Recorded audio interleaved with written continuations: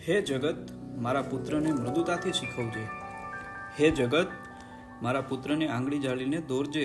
આજે તેણે શાળાએ જવાનો આરંભ કર્યો છે.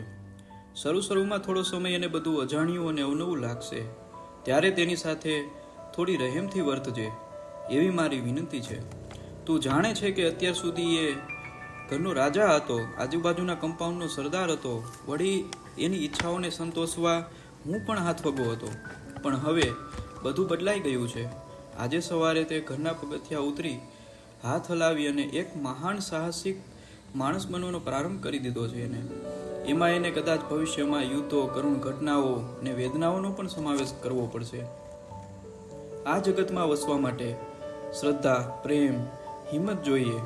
એથી હે જગત, તું એની કુમળી આંગળી ચાલી દોરજે અને યોગ્ય સૌવાના શીખવજે. જો બની શકે તો એને આ બધા પાઠ મૃદુતાથી શીખવજે. એને શીખવું તો પડશે જ. હું જાણું છું કે બધા માણસો ન્યાયપૂર્વક નથી વર્તવાના, બધા જ માણસો સાચા નથી હોવાના, પણ એને શીખવજે કે દરેક ખોટા માણસે એક વીર પુરુષ હયાત ધરાવે છે. દરેક પ્રપંચી રાજપુરુષની સામે સમર્પણની ભાવનાવાળો એક રાજપુરુષ છે જ, જે જગતની સમતુલા જાળવી રાખે છે.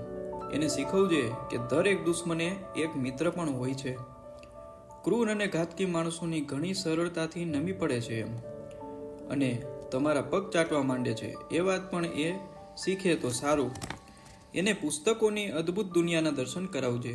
આકાશમાં ઊંચે ઉડતા પંખીઓ, સૂર્યના પ્રકાશમાં ગીતો ગાતી મધમાખીઓ અને લીલા ડુંગરાઓ પર ઝૂલતા પુષ્પોનું શાશ્વત રહસ્ય શોધવા એને થોડીક નિરાંતનો સમય આપજે.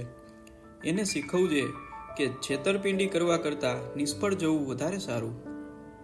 ભલે બીજા બધા એને ખોટો કહે તો પણ એને પોતાના જ વિચારોમાં શ્રદ્ધા રાખવાનું શીખવજે. જ્યારે સૌ વાયરા પ્રમાણે પીઠ બદલે, ત્યારે ટોળાને અનુસરવાને બદલે એ એકલો પોતાના માર્ગે જઈ શકે એ માટે બળ આપજે. બધાની જ વાત સાંભળે પણ સત્યની ચાળણીમાંથી ચાળીને જે સાચું હોય એ જ ગ્રહણ કરે, એમ એને શીખવજે. એના મન હૃદયને એ સર્વોચ્ચ સાહસ માટે સમર્પી દે, પણ આત્મા અને હૃદયના દ્વાર એ બંધ ન કરે એ જોજે. ટોળાની બૂમોથી એ નમે નહીં, અને જો પોતાની વાત સાચી લાગે તો એને માટે જીવ સટોસટની લડાઈ આપવા માટે પણ અચકાય નહીં, એમ એને શીખવજે.